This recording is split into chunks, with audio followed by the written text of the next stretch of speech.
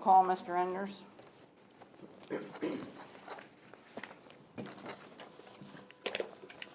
Mr. Allen. Mrs. Calhoun. Present. Ms. Stobler. Here. Mrs. Edwards. Here. Mrs. Grant. Here. Mr. Kinley. Here.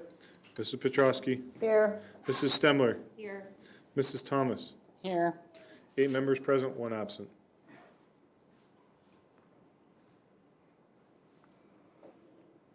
The Pledge of Allegiance.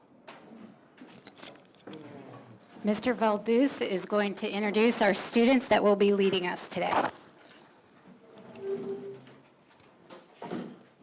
Well, since you're all standing, no, wasn't expecting that. But we have 2 students from our military support club. So before we jump into the pledge, as they make their way up, I want to give a shout out to our military support club and to inform everyone, as we do, as military support club does under Ruth Levan's leadership.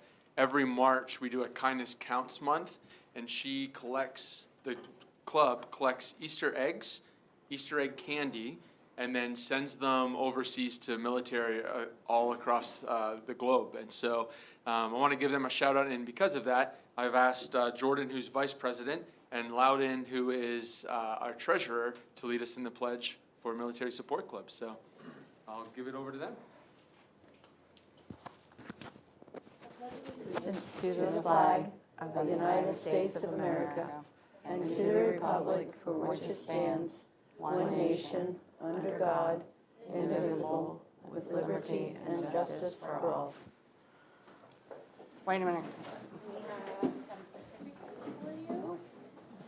Thank you. Oh, no. And they want to get pictures. So turn around and face Mr. Valdez there. Yes. Okay.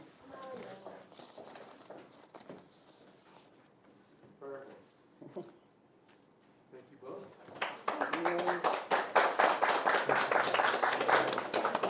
Did you ever retail in 2 cities?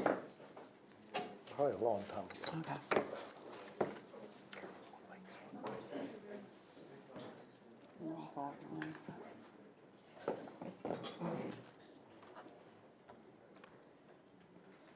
Okay, next, approval of the minutes. There are minutes for regular meeting January the 9th of 2023 and regular meeting January 23rd of 2023. May I have a motion? Motion. Second. Any questions? No. All those in favor say aye. Aye. None in favor, like sign. Motion carries. Next, we have approval of the treasurer's report. The treasurer's report for January 2023 and the investment report from January 2023. May I have a motion? Motion. Second. Any questions or concerns? Is this the treasurer's and the investment report? Pardon me? Is this the treasurer's and the investment report? Yeah. Well, the title of his treasurer's report, but I'd read. Yeah. I have a question on the Ramsey Fund. Is that the scholarship? The Ramsey Fund right now is $15.60. I'm currently working with the the trustee of the fund, which is Truist Bank, based on the trust document of that fund. I believe the trust document landed with the Williamsport Bank, and through mergers and acquisitions, it's ultimately ended up in Truist Bank, which is in Atlanta, Georgia. So we are right now working on discussing the fund with it and the income,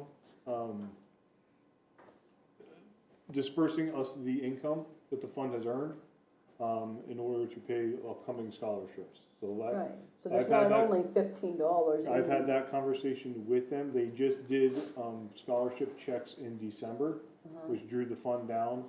And now I'm starting the conversation with them about getting us the income disbursement for the next round, which will be in the summer time, after the award is done. Which is just what we dispersed. The main part of the scholarship is way more than that, right? Yes. Okay. Yes. Yeah, I we just wanted get, to make we get a sure. check every year from them. Yeah. So usually you do pretty much spend it down, and then you start, what money you have, you make the determinations of what the next year's are. Okay. And usually it comes sometime in the spring, usually about April, you know. Well, it was coming regularly, then it changed for some reason. I don't know why they changed it. So now we're talking about figuring out changing it back so we would get the income on a more regular basis. Any other questions or concern? Hearing none, all those in favor say aye. Aye. None in favor, like sign. Motion carries. Next is approval of the bills. The bills for this meeting total $3,201,465.01. May I have a motion? Motion. Second. Mr. Enders, anything you want to, There's two items this evening I want to address. First thing is unfortunately, the general fund monthly dog pound payments, the $734.95 was not attached to your agenda. We did print out and put it at your seat this evening for you. We did attach it to the agenda late this afternoon, but you do have it there. That's a small account that's used for the coffee club at the high school. As part of their curriculum, it was established basically when the coffee club shop cafe started. The primary purpose of that is really for a curriculum aspect for those students at the high school. Payments were relatively normal. The only one I'd like to call out is in the general fund month-end checks, the $815,000 amount. There's a payment in there to Sugar Valley for tuition for both February and March. That payment is just shy of $230,000. Again, that was for February and March. That is all I'd like to know. Are there any questions?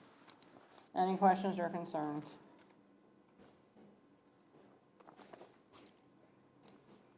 Do we have any outstanding challenges to any of the bills at this point? On our charter school bills? As far as paying them? Yes. The district has always taken the position even prior to my arrival, and I support and agree with the position. The charter payment, the Sugar Valley charter bill is the only bill we directly pay. Everything else is taken out of as a deduction from our subsidies, and that's a process that the charter schools have to do, which is why we do it. For them to get paid. The online charters, that's the cyber charters, that's how they have to go through that process. Thank you. Yep. Any other concerns? Hearing none, all those in favor say aye. Aye. Not in favor, like sign. Motion carries. All right, next we're moving to presentations. Any communications?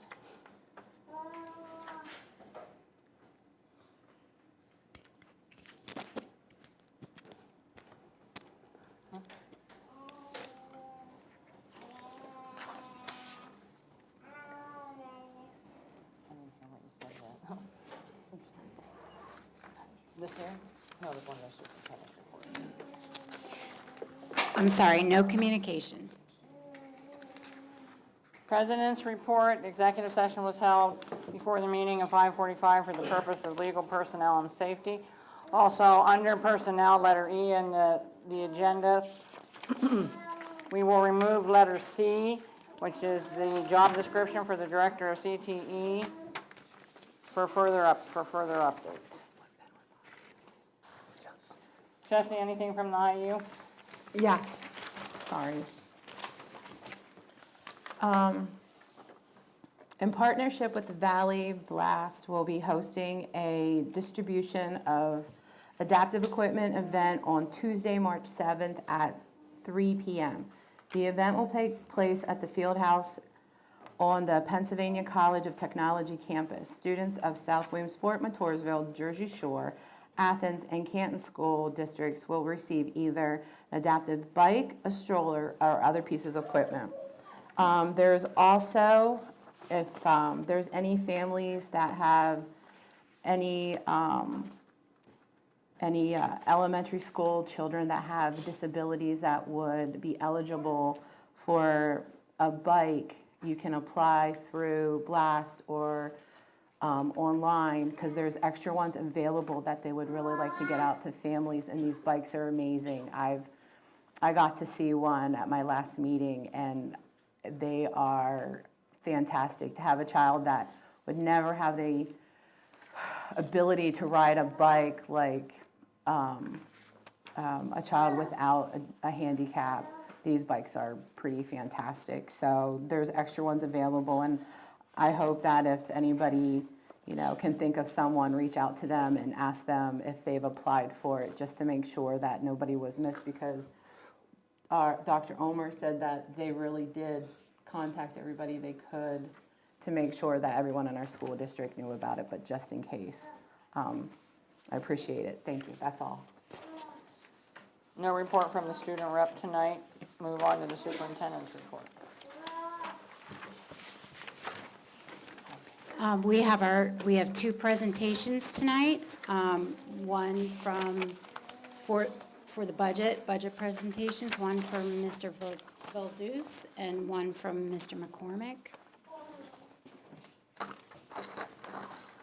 As they get ready for their presentation, I just want to let the board know the budget calendar was placed at your seats. You can insert those at the beginning of your budget binders under executive summary. Just as a reminder, this was the budget calendar that was presented to the board, I believe, in October. So this is not a new document. It is color-coded, and as I said in the email regarding the budget calendar, anything in red font can be ignored, because you passed the Act 1 resolution to stay within that, and everything in red deals with going the other track of the budget process. One other thing is bold items are important dates. I mean, they're all important, but the bold ones are the super important. So please pay attention to those as well. Thank you, guys. All right, good evening again.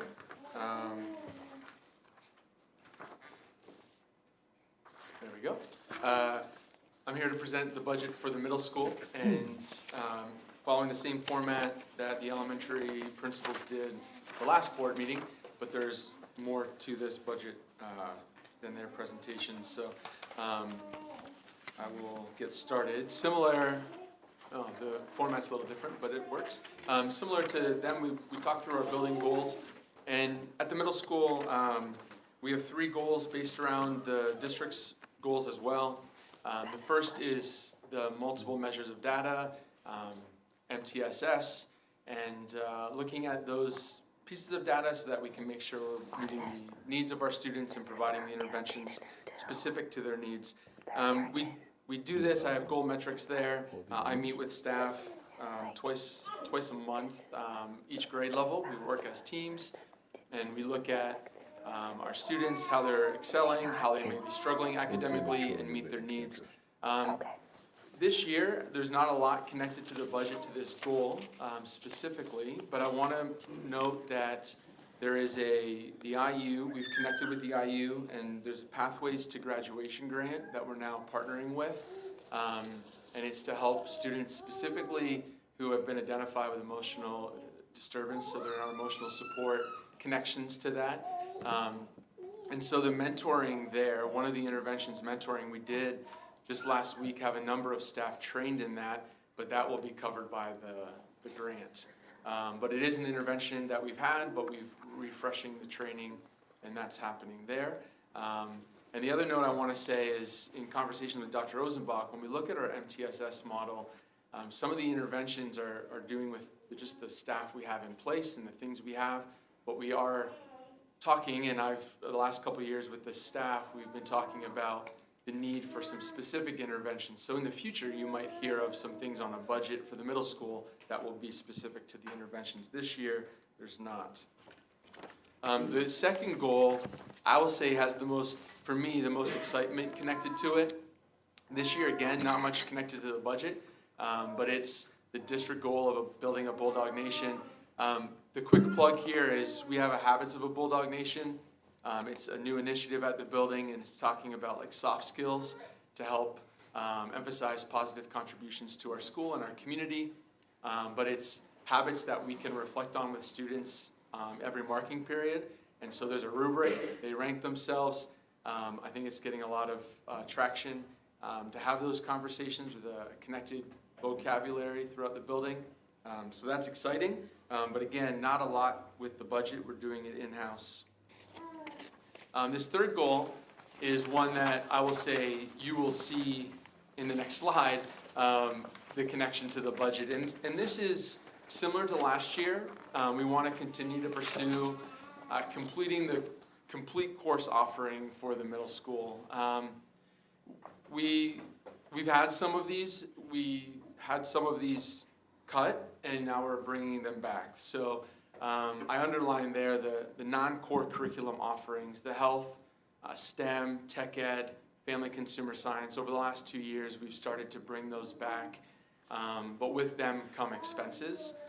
It's something we have to do to be in compliance, but you're going to see connections to the budget. So from that goal, I want to lead to some big ticket items you're going to see in the middle school budget. This slide specifically, I have there new this year, the asterisks. The asterisks are all on this slide. And so what you'll see is the first is classroom furniture under building upgrades. If you've been in the middle school recently or 30 years ago, a lot of the things look the exact same. Even more than that. So I've been in the building, this is my 5th year back in the middle school. We've done things with the budget to stay where we've been. We've shifted furniture. I've pushed, teachers have come, and you've heard from the foundation. A number of teachers have pursued grants through the foundation for flexible seating. That's brought some upgrades to our classrooms, but there's more. Last year, in this process, we started talking with admin, meetings I've been in, about how to start bringing some replacement, because there's some needs. Some of the furniture has been fixed by welding, but that's running out. We can only do that so often. And so, like for instance, 2 weeks ago, a teacher's chair broke, and we had to figure out where to get another teacher chair. So there's things that have just been around for a long time. And so we're now incrementally trying to add some funds to the budget so we can start replacing those things. Whiteboards, just some whiteboards in rooms need to be replaced, like they don't erase anymore. I've been finding things in the budget, but those run like, some of the bigger ones are pretty expensive, and I can't do that with just some funds that I've had. So that's there. The other ones, similar lines, family consumer science, we're using that more. It's back up and running. I have an inventory here. We have a new family consumer science teacher.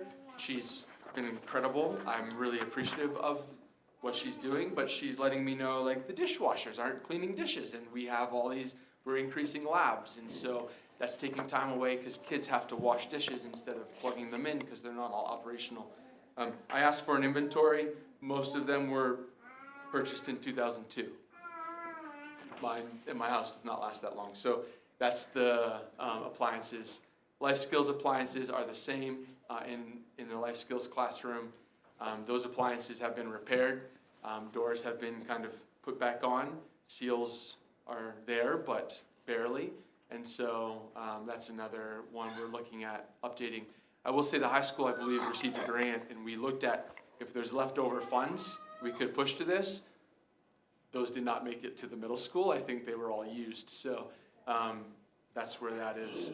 And the final larger ticket item it's somewhat new. There's always been instrument repairs. It's been increased because we have new music staff in the building, and some of those, like our guitars for general music, just haven't been repaired, and they're needing that. And then some of our instruments, there's an oboe that hadn't been used. We have a student who's interested.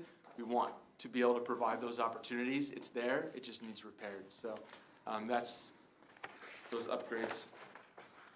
The other big ticket items, these are not new, they've been there, but they're consumables. So when you see them, I just want to let you know, ELA, English Language Arts, one of our big resources is Springboard. It comes in a hard copy for every student in our building. It does come with a digital text, but that is not as expansive. And so students each get their own book, and it has proven to be helpful.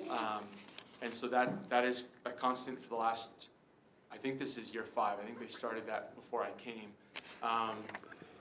And so that's a constant. Tech ed supplies, digital printers, things like that, bringing those things back in, the supplies to build bridges, things they're doing in the STEM lab, they're consumable, they can only be used once. And then FCS supplies, that's cooking, cleaning, the kitchen labs. Science and social studies, that's the SS. Again, those supplies are consumables, things are being provided, and they have, some of those expenses have gone up, and that's partly because expenses everywhere have gone up. So I went through line by line.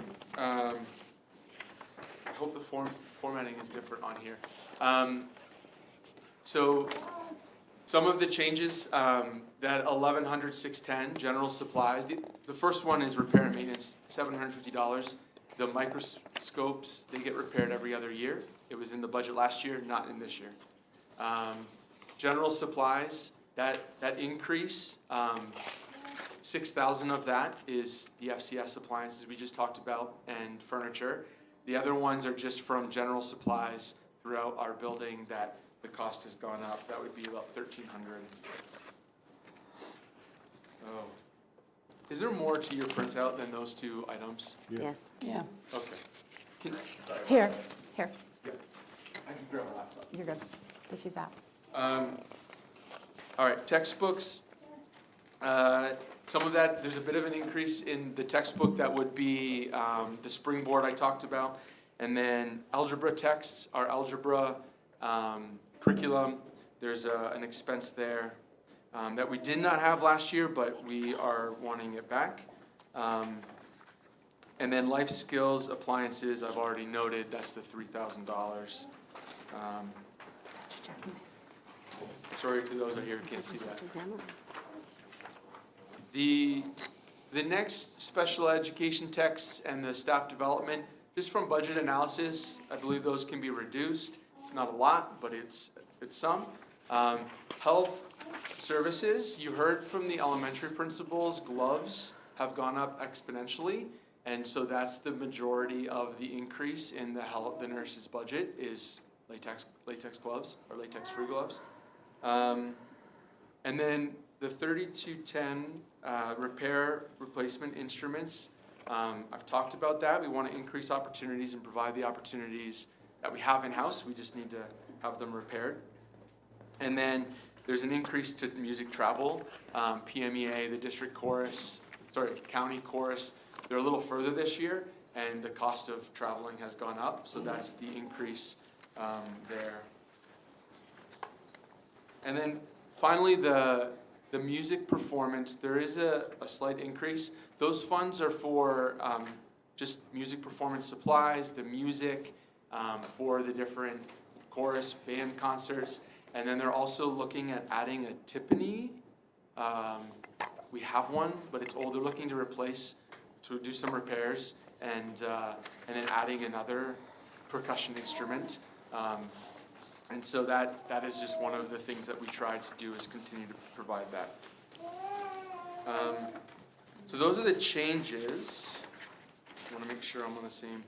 So I will tell you, this is the largest increase I've proposed as a building administrator. It's the largest, but 11,000 of that come from those ticket items at the beginning. And that was through conversation that we can't not do this. For our building, for our students, there needs to be some upgrades. Appliances need to be working. That's part of bringing them back and using them more. Again, most were born, They were purchased in 95 or 2002, so they're old. So that's the majority of the increase. Keith, because both the rooms you're referencing with the appliances were part of the renovation. You said 95, so that would be pre-renovation, or, I know at least the one classroom, they were the appliances that were put in that classroom coming out of the renovation. I think, isn't that true in both of them? Well, I wasn't around when the renovation happened. I thought it said 2001. What I can tell you, when I asked for the inventory, it's, dishwashers were 2002, the ranges were 95, some were 99, microwave range was 2002. So they were either purchased as part of coming out of the renovation and or just carried over pre-renovation? Yeah. Okay. And then the life skills classroom, 3 of the major appliances are 21 to 22 years old. The dishwasher, we did replace that 2 years ago. Yeah. And then, so we've tried, but some of them are just old. Questions? Yeah, I had a question. On that big ticket items with the consumables, Yeah. I mean, Mrs. Gasparin comes in all the time, the Educational Foundation for like her mini grants and stuff that you can complete the application. I mean, would any of these things be able to be purchased through there? Yes, so, and there, great question, and that's one where I believe, Mr. Kinley, you had asked before, a couple years ago, like, why is sometimes our budget, there's a discrepancy between what we propose and what's actualized, and sometimes we have been able to offset that with some grants. It doesn't always operate that way. So, for instance, tech ed supplies, that's what we know is needed, and there's been times what's the? ETIC. ETIC, thank you. Sometimes there are things that we can put through the foundation and ETIC funds can offset the district funds. And so we look for those, we pursue those, and that's sometimes what leads to discrepancies between Yeah, I what's know a lot of proposed. times, like, she wants to find places Oh, yeah. to I get meet with this her money often, to- and okay. we're all about that, Yeah, 100%, all yep. right. Yep, okay, Yep, for sure. thanks. Some of those funds that are specifically identified through the grants and through the state, they have to be for items above and beyond the need, the actual curriculum. Oh. So And- you have to be careful on what you can get. But I and mean, not- didn't she purchase furniture for some of the classrooms or something out of those Yeah. Yes. But educational that's not a funds? necessity within the confines, but like the consumables is something that you use every year, that would be a basic staple for the budget. And we have to have it. The foundation, then that's, I mentioned that, here with classroom furniture. We've been able to delay putting it in our budget because the foundation has picked up some of those items we've been able to replace. Different desks, tables, chairs, stools, things like that have gone a long way. And actually, I have another one on my desk for next year already for a classroom because kids are eager to that. And I want to give a shout out to our PTO as well. It's very small, the number of parents that are present at our meetings, but they've funded a lot when it comes to classroom things as well. They've asked through book fairs, Scholastic, in their Scholastic funds have purchased wobble seats and things that are huge ticket items for our kids that love and help with attention and things. So PTO is a big support as well. Okay, that's good. Any other questions?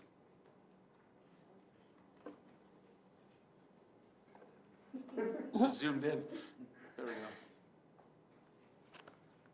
Okay.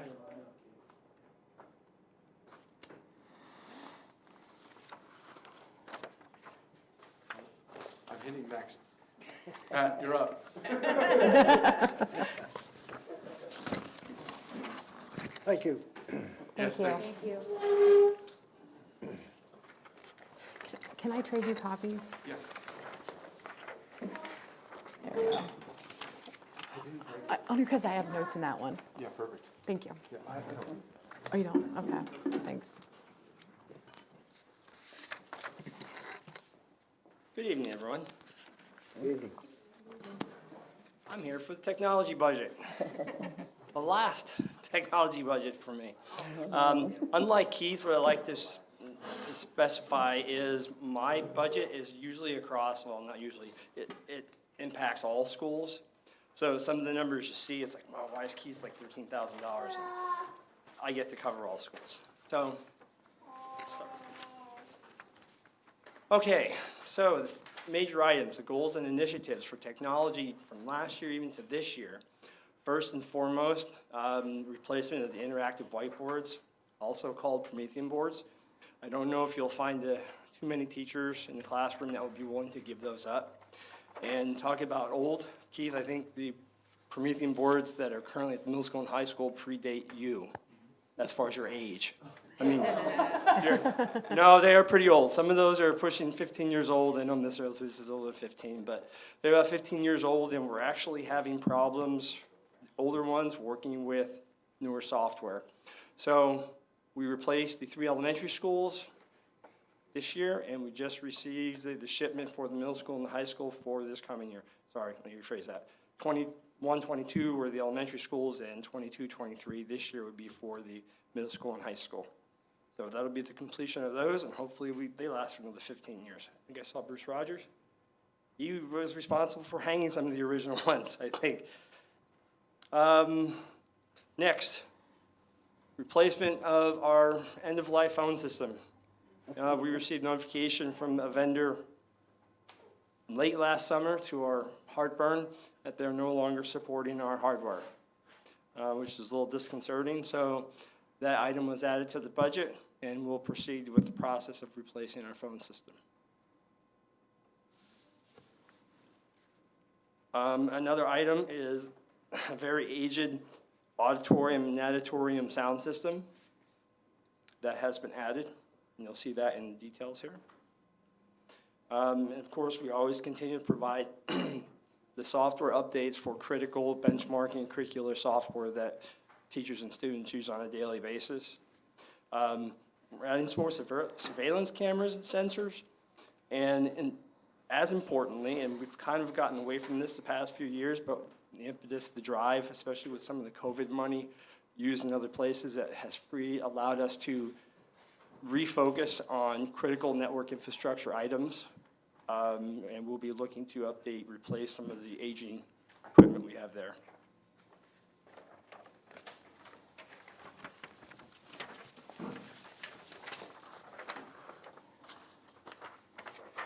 Okay, so from last year to this year, and that should be a decrease. It's looking as an increase, but it's a decrease from 832,000 last year to 808 this year. So I'm down a little bit. Talk about that in a minute.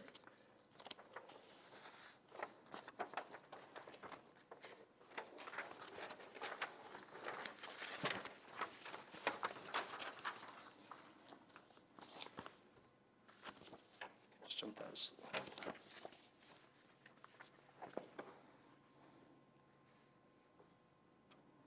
Okay. So the major changes for 1110, the individual schools, and these are across all schools unless they're noted, and I'll talk about those. Regular instruction is down, and I'll talk about that in a moment as well. Again, these are summaries across all the schools. 2220, we're up 48, 45, I actually have new eyes, I should be able to read that, 45, and the budgetary reserve. Those are the major areas of change.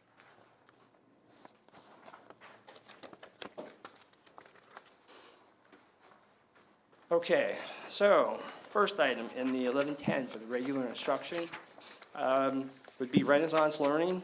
So if your student, or you've heard of students doing an accelerated reader, that's what AR, they do benchmarking, curricular work for accelerated reader.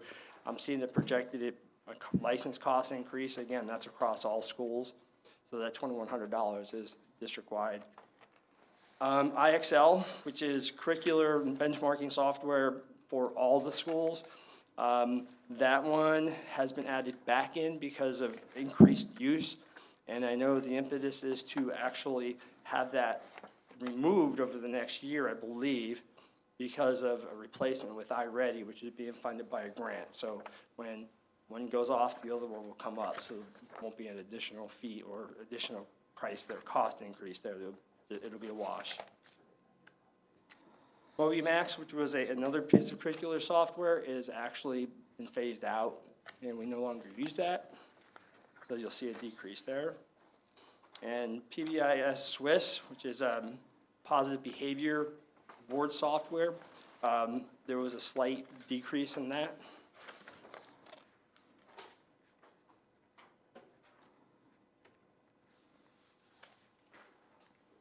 Staying in 1110. With some of the needs for our phone system coming up, believe it or not, there is a tie-in to some of our Microsoft licensing. So there has been a slight increase with the licensing, and again, that is district-wide, that $2,350. Adobe, which is also campus-wide, that's an $840 increase. Digital projectors will be down significantly, $4,000. Why? The Promethean boards, like the one you see behind Mr. Enders, they are regular screens now, they're touch screens. So the projectors will be phased out over time. We'll still have a handful, but until the middle school and high school get replaced, there's still some possible need there for projectors. And the network infrastructure, you'll see there's a little bit of a jump, significant jump there. Again, we've kind of made do with some of our aging equipment, and we need to start refocusing on some of the network infrastructure that we've neglected over the past 3 or 4 years.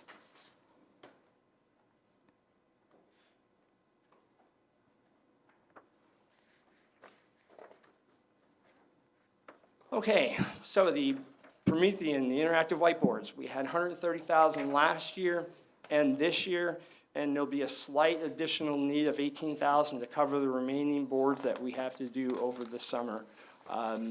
We had an additional need of 5 other boards. They've been added, so you'll see that other 18 carry over to next year's budget. And there is your item for the auditorium and the auditorium sound system at 35,000. And that was actually given from a price quote from Robert M. Sides, I believe, and we're hoping to be well under that amount.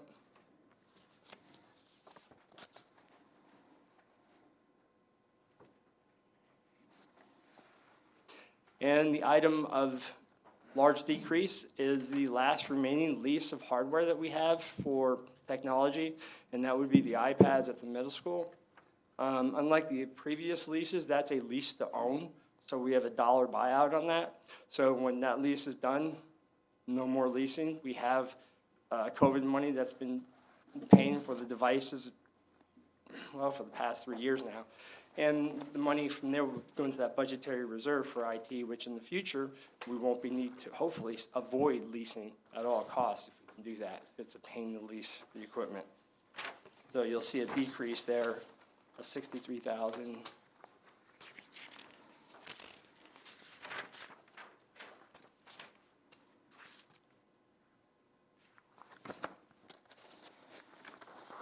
And in 2220, which is a district-wide item, there was money for our old closed-circuit TV system.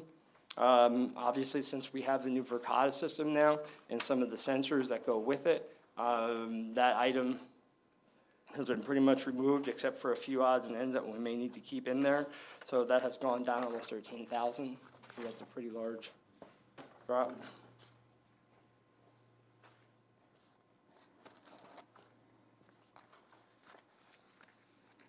The next 2 items, JAMP, which if you're familiar with the iPads at all, we won't survive without that.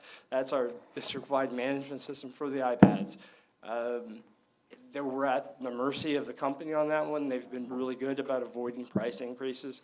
However, I always project a few percentage points of an increase from that and our content filtering just because they can force you.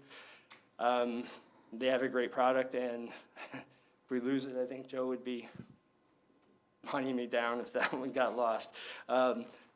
That's a critical piece of software that it typically goes up a little tiny bit every year. Forecast 5, that was a statistical analysis tool that we were looking at, and it was actually quite impressive.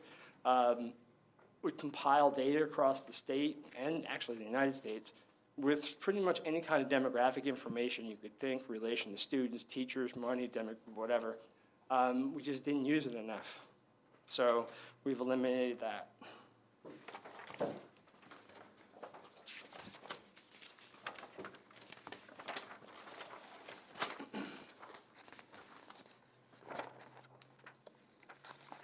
So the two items, hardware that we talked about earlier, the vape sensors and camera security systems themselves are in the 17,500 increase that weren't there last year. And the phone system, there will be more costs with the phone system, but they'll come from an item that will be phased out, that we're currently paying licensing for our current phone system that we still have to pay even though it's out of support. And we'll use that additional money to make up the rest, but wasn't there before. We were anticipating to replace our phone system a couple of years ago, but we didn't think we'd have to do it this quick.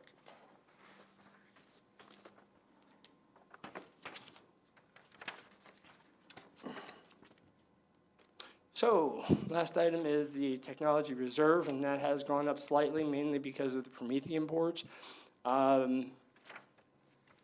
The 130 for last year, the 130 for this year, and just 18 going back. So between that and all the differences, that's the amount that went into the reserve, which is up slightly, 24, almost 25,000. And the expired lease again helps that too. That goes into the.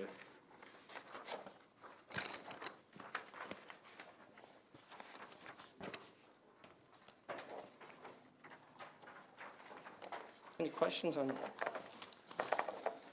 So on that one slide in the beginning, the technology department summary.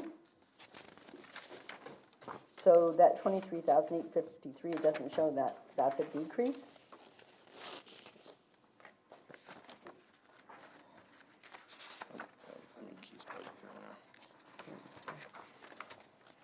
I think it's slide 3, right? One. that's covered From page last year's 2. budget to this year's budget, it's down. Yeah, It's a decrease. Okay. I have it as, sorry, I didn't put it in parentheses. Yeah, It's a I decrease, sorry. wasn't sure. I mean, Yeah. that's what it looked like was a Yes. decrease. I apologize for that. That's okay, but so then, that last slide then that you said, Yeah, that's then the overall, well, that's the budget reserve. okay, so that's a different. That's an account. Oh, That's actually okay. an account. Okay, thanks.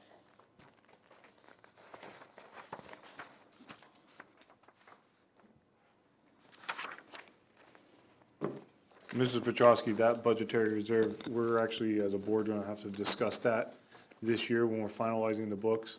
Because the current school year, the 22-23 school year, if you recall, we had this conversation during the 22-23 budget cycle about starting to save money in each one of the tech budgets as these iPad leases were expiring, taking those funds and saving them, for future iPad purchases.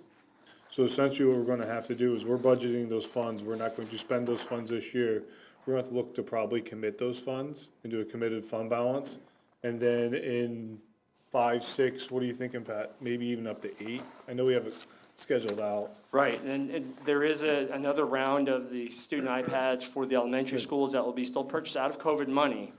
And then after that, I believe is when, and teacher devices as well will be out of COVID money. And then after that, we'll start to incur local money again to purchase that. And the goal is to avoid leases. So the goal, the goal is to have funds saved up over time using the budgetary reserve account to pull the money when we come to you with the request from the committed fund balance to pay for that. We can keep that cycle rolling every year, putting about $100,000 to $150,000 in that budgetary reserve. What do you, is there a number of years that it's good to plan to recycle a particular iPad? Yes, and I know the original thinking was 3 years, but we do try to get 4 Okay. out of the devices. And what drives that is not necessarily the device itself, but whether or not Apple will support the operating system on it. and we get into issues where software won't run on them anymore. And that, we got into that situation before, and it was not good. Right. So typically 4, Yeah. ideally 3, but realistically it's 4. Yeah, yeah.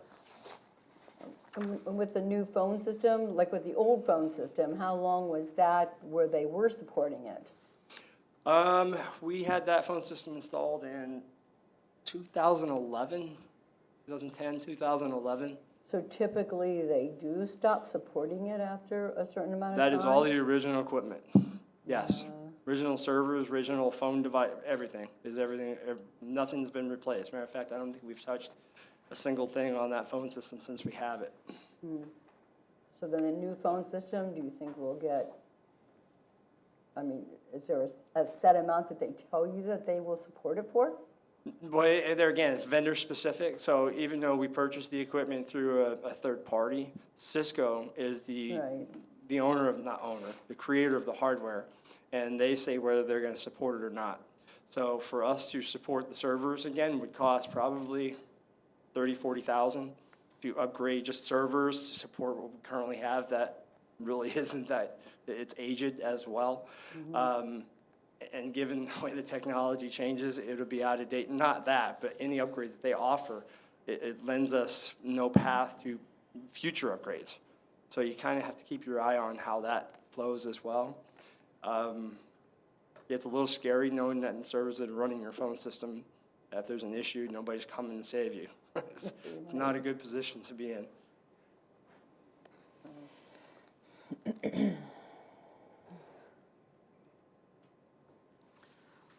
The one item you said, let's see, I think it was this one. The network infrastructure. Is that something that funds have been put aside to build up to it? Yes, and again, these are items, again, because of COVID money, being Right. able to replace that, we're able to put some back into local budget, and Right. that is some of that. Right. Like our network switching and things like that, that phone system relies on, wireless relies on, so. And part of that actually is wireless too, so it's not just, I don't think that answered your question, did it? No, yeah, it does. No, it really does. I was just sort of like, it's one of those things like, you just didn't let it just didn't go because, being lackadaisical, it's because of funding. Correct, and Yeah. and it's not like we've been totally neglect on doing it, but I Yeah. think there are some items that we just need to reemphasize before we, Right. And our this- issue last winter really exposed a lot of items that we need to upgrade. Yeah. And then the same thing with the phone system for 50,000. It's basically because of the funding. Well, correct, yeah, and that one there, that one's a little more urgent now. It was on the horizon to replace, but now we're kind of being forced into it, so. Okay, yeah. No, I understand. Thank Phone you. system scares me more than anything. Thank you. Last chance for any parting blows. We wish you well. Thank you. Yes. I plan to sleep for about a month, so.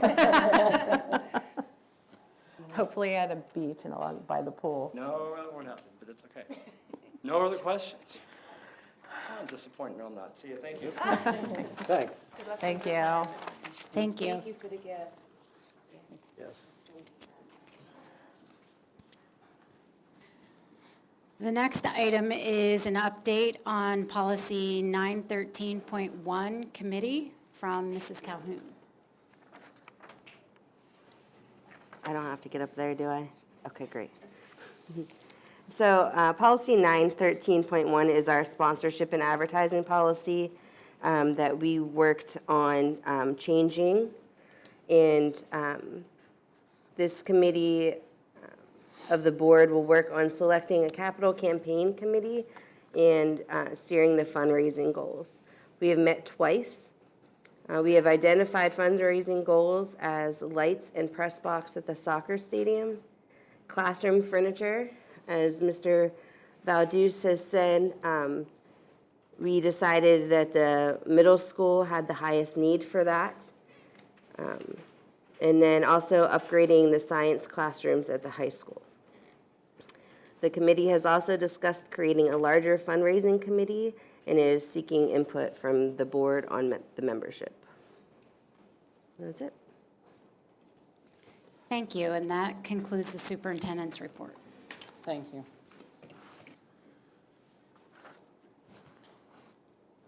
The next section is courtesy of the floor for voting agenda items, and we have none tonight, so we will move on from that.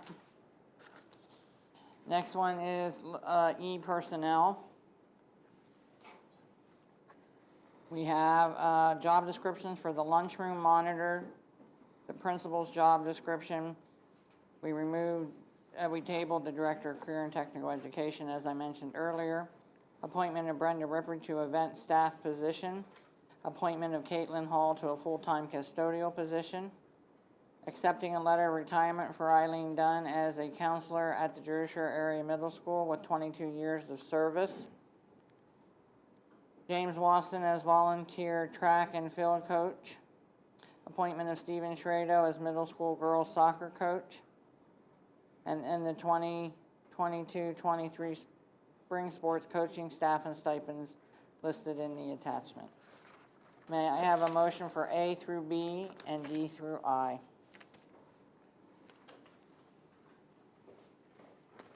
Motion. I'll second. Do we have any questions or concerns?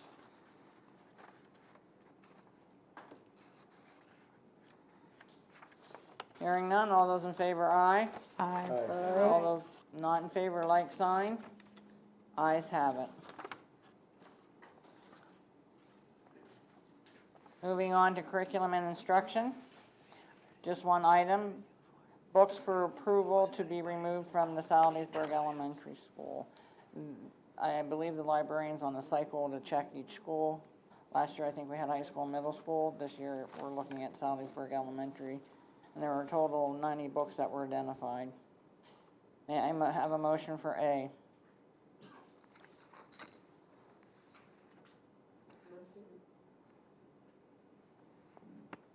I'll second.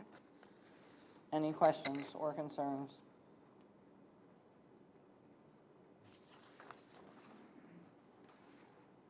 Hearing none, all those in favor say aye. Aye. Not in favor, like sign. Motion carries. There is nothing to discuss on letter G for building and grounds. There's no discussion or votes needed for letter H or finance.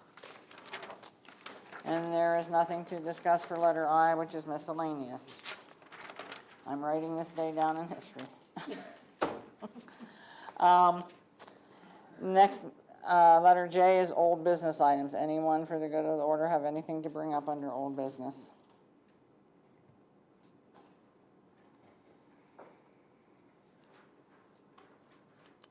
Hearing none, we'll move on to the second courtesy of the floor. This courtesy of the floor will be for public comment on non-agenda items.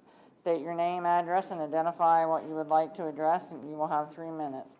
There are 3 people that signed up, but if you did not sign up, you can also present anything at this time. Lily?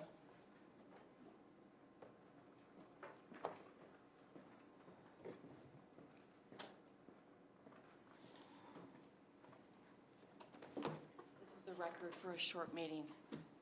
So I just want to touch on a few points from last meeting, and that is I want to talk about the community survey.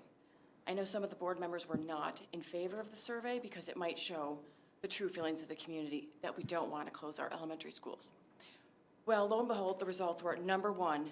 That was the number 1 top resort. The way Dr. Ulmer did those numbers, it was the average answers for the top 3 ranking, and that was don't close our elementary schools. Number 2 was we want to see more academic programming for our children.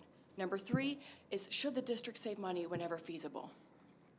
I just want to bring emphasis to the last 2 options because one of the board members really showed that wanting more academic programs equals we want to close Salisbury. I want to show that there's a discrepancy in what this really means because if you survey any parent from California to New York State, do you think they're going to say, we don't want more academic programs for our children? Probably not. The third point, are we going to save money for our district? Do you think anyone's going to say, no, please waste our taxpayers' money? No. So I just want to say that those qualitative questions on the survey are not very informative, those latter 2 points. And I feel like it's very difficult to write good, informative, qualitative questions that actually show certain perspectives, but I would like to just shed some light that those latter 2 are not, they don't really hold a lot of water, because anybody surveyed would say those things. So when you rest assured that closing Salisbury for more academic programs, it's really not a good rationale. My second point has nothing to do with finances, but has to do with the comfort in learning in an environment that really creates good learning experiences for our children. So with the configuration scenarios, which nobody discussed tonight, nobody told us about the transportation, nobody told us when there's going to be a vote on this. That's a good question. I hope somebody will say something on that. The scenario A and B, K through 3, my children they have 1 grade in between them. My daughter's in 1st grade, my son is going to start kindergarten next year, and I can't wait. So for Valentine's Day, my son made a card. He's partially deaf, and it says, I love you. It wasn't for his mother or his father, it was for his big sister. And that's because he can't wait to go to school with her. So when he goes to Salisbury next year, or maybe if you close it, he won't go there, they'll overlap for 2 years. This is a common scenario. Many children are 2.5 so odd years barred. If you keep Salisbury as it is, they will overlap for 4 precious years. I don't know about you, but I followed my older brother around like a little puppy dog. And I know that's not a financial point, that doesn't make financial sense, but I think it's an emotional point that really speaks to the learning environment of the children. And that should be important too. It shouldn't be just about finances. And my last point is about when Dr. Ulmer said, eventually there'll be a vote. When this will be, I have no idea. You probably know. Let it be. Whatever it may be, let the community go in peace. It's been almost 20 years. You guys would know better how many decades it's been that Salisbury has been on the chopping block. But I think we need coherency and one final statement. So when he says, this vote will be the end all, I say amen. Thank you. Thank you. Mr. Rogers?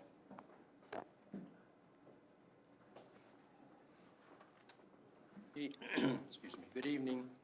Bruce Rogers, 940 Wells Road, Limestone Township. Just want to give some observations, not telling anybody what to do. As part of the tax-paying public and had 4 children that attended schools that did close.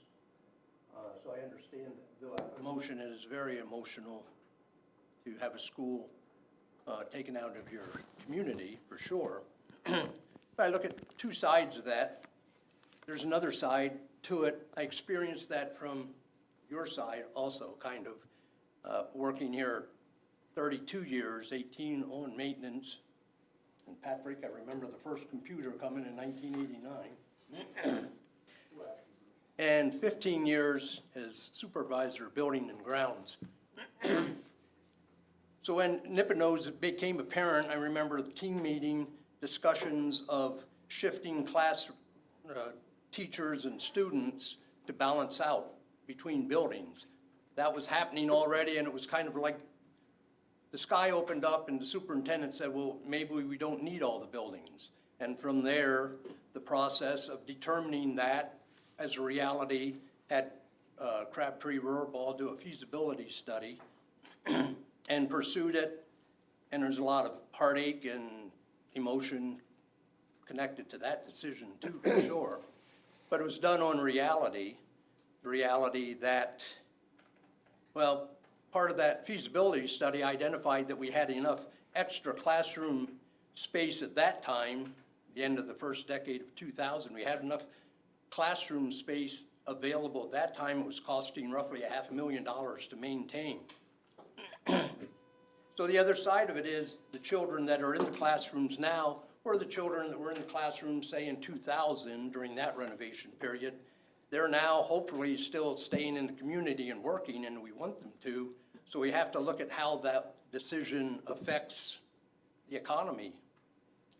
And the kids that were here in 2005, when the school had a capital reserve of $5,000, which I could have spent in one afternoon, those kids now are close to entering the workforce and will be, you know, subject to the decisions made then as it affects the economy. So I guess the point I'm trying to make is it does affect the little kids in elementary, but it affects them the rest of their life. It affects their parents and the burden that we place on them for taxes if we need two buildings, and I say we as a school district. And that was the conversation when Nippenose was closed. If the school district needs that building, let's keep it. But it was determined they could allocate the money instead of two buildings and did a wonderful renovation at Jersey Shore Elementary that came out very well for everybody involved.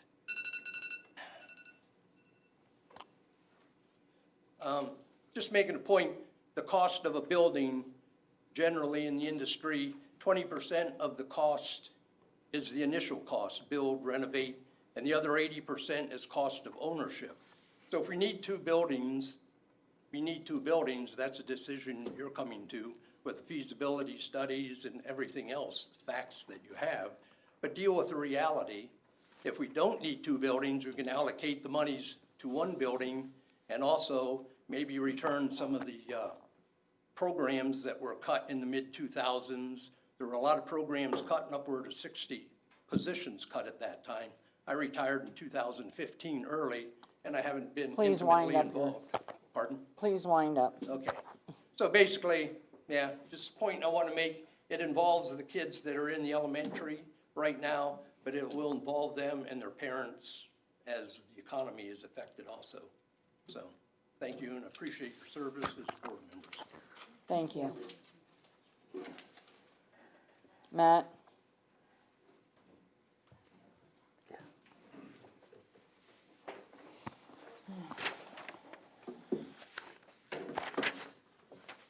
Good evening, Matt Croft, 75 Barge Drive, Anthony Township. I just kind of want to start off with a little different. I want to start off with a quote. Eleanor Roosevelt said, "Great minds discuss ideas, average minds discuss events, small minds discuss people." So thinking about that, I hope the board is discussing all ideas and options instead of defending their opinion. I have a couple questions to go with that too as well as we sit here. I think the public needs to be aware of one thing that was not presented at all in those presentations is what is the time frame for any of these proposed plans? Are we looking next year? Are we looking the following year? What is your projected year you're going to do these plans? That's pretty important when families are planning, when they're looking to either stay in the community or leave the community, stay in the school district or leave the school district. With that said, Mr. Enders, I think you said $850,000 is going to Sugar Valley Charter School this year. Payment of $230,000 for February, March. That is correct. That's correct. So in 1 year, we're paying almost $1 million to one charter school, and that's without closing the school at this point. Yeah, I mean, our charter school budget, our charter school cost is approximately about $3 million a year. $3 million a year we're paying. How many students is that? Do you know? Maybe 10 seconds. Yeah, I'd love to know.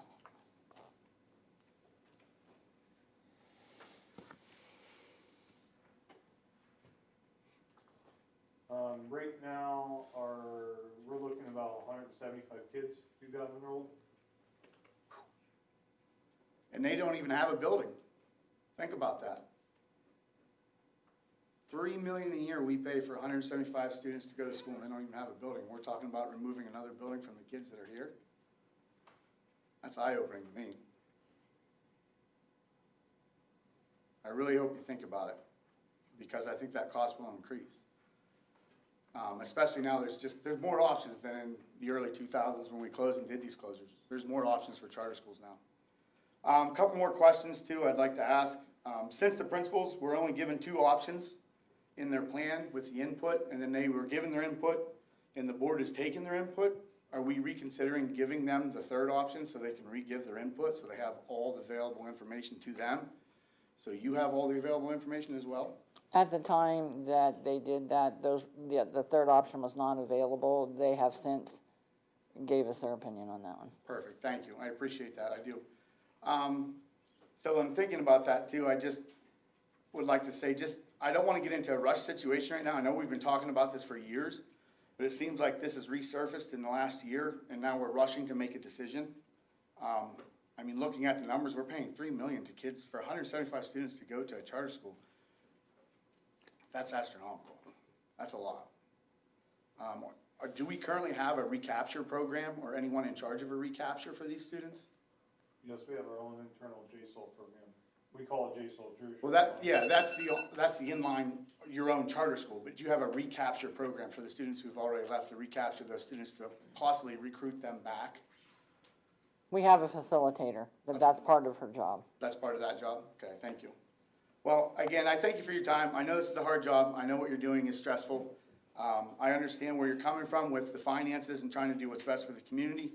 But the reason I read that quote is I really think I'd appreciate it, and so would a lot of the community appreciate it, if you really took time to step back and sometimes put your opinion to the side, which even I do, put your opinion to the side and look at all the options. And also, I know sometimes it's all about cost, but we're already paying $3 million a year for 175 students to go to another charter. So we end up closing another building, how many more are we going to lose? Thank you. Have a great night, and good luck getting home.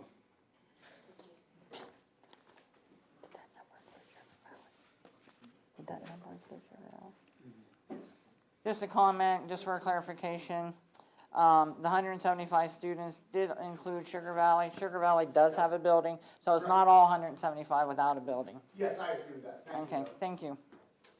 Anyone else would like to speak for courtesy of the floor? Do you have a split of how many students are Sugar Valley and how many are allocated to a building without? I'd like to give you Sugar Valley. Does that work for you? Yeah, that's perfect. 70 of those are Sugar Valley. Thank you. Yep. My name is Bob Eck. I live out First Fork Road in Mifflin Township. It's funny, I'm here tonight having a meeting about financing, budgetary for what needs replaced, how old it is. And I'm not good with names, but I'm a graduate of 2000, so some of them appliances and stuff I probably used. And then the tech department, he put out a pretty good proposal, how we put aside money, what needs changed after so long of being used. And I know it's hard to budget for, what are we at, $47 million in cost for a school district, something like that. But everything has a lifespan. As things get old, it needs replaced. And it goes back to the school for Salzburg, the roof. Needed $500,000 replaced it. 25 years ago, it was replaced, and it needed replaced in 25 years. Now it needs replaced, now you're at 500,000. What I can't understand is why didn't we put back the money over 25 years instead of all of a sudden have to pull 500,000 out of our pocket? As a normal person, myself, I put in a budget. If I want to go on vacation in 5 years, I don't just, I'm going to not pay my bills and go on vacation. I plan properly. And that's what I kind of see every board meeting is like, oh, we just need to spend this money. We need to spend this money. But nobody puts it in. It's all consumables. Everything that is the school has is consumables. Everything needs replaced. Everything has a cost. Everything goes up in cost, so you take out percentages and you add that each year. And it shouldn't just be a capital project fund or whatever that you can't touch. I think that comes with, I can't even think of the word right now. Unfortunately, I'm not a person that writes stuff down. I'm driving home today, I know the school board meeting, and it's just stuff that comes to my head. I just can't believe that we're talking about closing a school that, like, I know myself, they closed Salzburg. My son's no longer gonna go to Jersey Shore. He will be going to a charter school. Of which one, I don't know. But I think in reality, the smaller the groups, the classes, is way better for these kids. I was in a small class. I went to Salisbury. Mrs. Brown, Mr. Long, Mrs. Combs, Mr. Hollick. We all had 25, 20 kids in a class, and I probably learned more in elementary school than I did in high school, just because I had more time or more one-on-one. But that's pretty much about it. It just comes down to budget. Like I said, if you wanna, stuff needs replaced, you don't wait till the last minute or that year to start replacing stuff and figuring out where you gotta come with the money. It has to be set aside. In 5 years, you gotta replace iPads, we start putting back $100 a week or whatever the case is. It's just standardized budgeting. Everybody budgets, I hope. I know I do. Just don't go buy an $80,000 computer in a month because it needs it or whatever. I don't know. I'm rambling, but Kind of wind it down. yeah, that's about all I have. I just don't want Salisbury closed. And I feel for the best for the community. If there's a way to budget better, quit spending foolishly, it makes sense. I don't know. You guys do, like the other guy said, you guys have a hard job. I couldn't do it, but I just hope we can agree on these school closings. Thank you. Thank you. Thank you. Anyone else?